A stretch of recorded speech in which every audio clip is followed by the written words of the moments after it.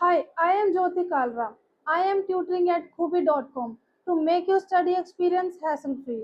This is the all in one platform for practicing, preparing, and getting counseled along with other AI features.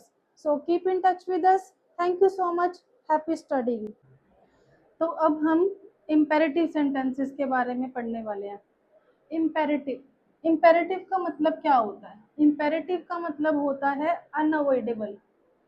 Unavoidable जिसको ऐसी instructions instructions कह लो या फिर request हो या थोड़ा सा इसमें इस तरह की फीलिंग आती है जैसे हमने कोई सेंटेंस बोला, किसी से कुछ बात कही, तो वो अवॉइड करने लायक बात नहीं है।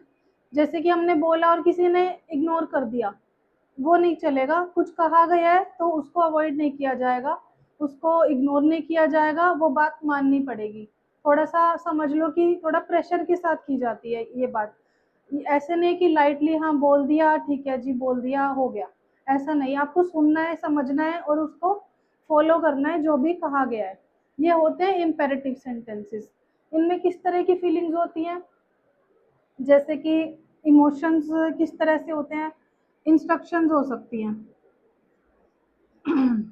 किसी ने इंस्ट्रक्शन दी या किसी ने रिक्वेस्ट की। रिक्वेस्ट भी एक नॉर्मल तरीके से होती है कि रिक्वेस्ट कर ली, एक होती है हम्बल रिक्वेस्ट, थोड़ा सा और प्रेशराइज हो जाता है बंदा।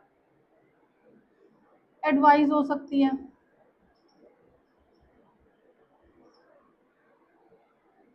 और कमांड हो सकती है या ऑर्डर। कमांड और ऑर्डर।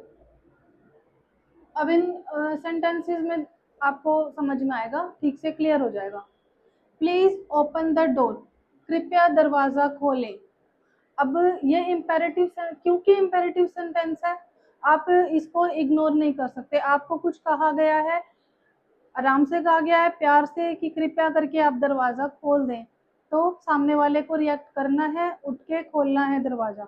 तो इसके लिए इन्वॉल्वमेंट होगी सामने वाले की, ठीक है ना। तो इस तरह की सेंटेंसेस हो गए, ये आता है इम्पेरेटिव। और प्लीज लगा है क्योंकि, तो ये कौन से मोड में है? रिक्वेस्टिंग मोड में, रिक्वेस्ट की जा रही है।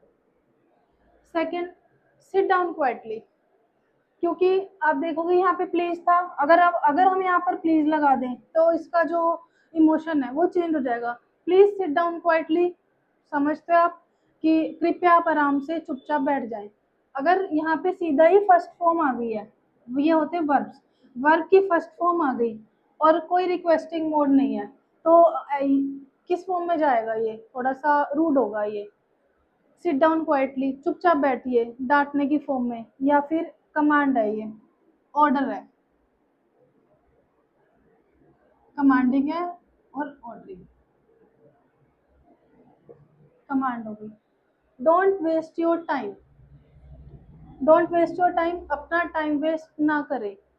ये क्या है? ऑर्डर नहीं है, ऑर्डर ये रिक्वेस्टिंग मोड में भी नहीं जा रहा। ये कैसे है? एक एडवाइस है कि हमें आपको अपना टाइम वेस्ट नहीं करना चाहिए, तो ये हो गई advice. Read this paragraph carefully, इसमें क्या है? जैसे आपको कंफ्यूजन होगी, हमने यहाँ बोला सिट डाउन क्वाइटली, कुछ करने को कि आप कुछ काम करिए, क्या करिए कि आप चुपचाप बैठिए। एक और था प्लीज ओपन द डोर, दरवाजा खोलिए, ये भी कुछ करने के लिए ही बोला गया है। फिर आप कंफ्यूज हो गए, रीड दिस पैराग्राफ केयरफुली, इस पैराग्राफ को ध्यान से पढ़िए, तो इसमें भी हम कुछ कह रहे हैं कि कुछ करना है आपको, हमने बोला है कि आपको कुछ करना है। तो आप कंफ्यूज हो सकते हो कि रिक्वेस्ट कर रहे हैं या हो सकता है कि कमांड कर रहे हो, ऑर्डर कर रहे हो कि आप इस पैराग्राफ को केयरफुली पढ़ें। पर ऐसा नहीं है, आपको थोड़ा सा एक्चुअली क्या है, इंग्लिश ग्रामर जो है या कोई भी हिंदी ग्रामर भी है, ये ग्रामर एज अ सब्जेक्ट होने से पहले या एज अ रूल बुक होने से पहले एक लैंग्वेज है जो 100% एक्यूरेसी के साथ काम नहीं करती, जिसमें 100% रूल्स एप्लीकेबल नहीं होते। कुछ परसेंटेज का आप मान लो, कुछ 5-10% का एक्सेप्शन रहते हैं, और कुछ आपको फोकस करके उसकी फॉर्म, उसके इमोशंस को समझना भी पड़ता है ग्रामर में। तो वही चीज़ है यहाँ पे। यहाँ पे क्या जाएगा, रीड दिस पैराग्राफ केयरफुली, मतलब एक पैराग्राफ को आपको ध्यान से पढ़ना है। तो कुछ एक स्पेसिफिक कोई सिचुएशन है जहाँ पर आपको ध्यान से कुछ करना ही है, तो ये क्या है, इंस्ट्रक्शन।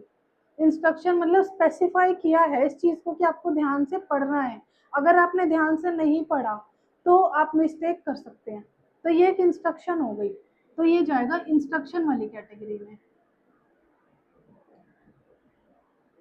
ठीक है। Be kind to others, same like don't waste your time, this is also an advice. बहुत इजी है, बहुत सिंपल है, बस प्रैक्टिस की जरूरत है। तो आप प्रैक्टिस करते रहिए। अभी हमने डिक्लेरेटिव और इम्पेरेटिव को डिटेल में पढ़ लिया है। अब बचे हुए दो हैं हमारे पास, इंटेरोगेटिव और एक्सक्लेमेटरी, जो मैं आपको अगले वीडियो में बताने वाली हूँ। Thank you so much, till then bye bye.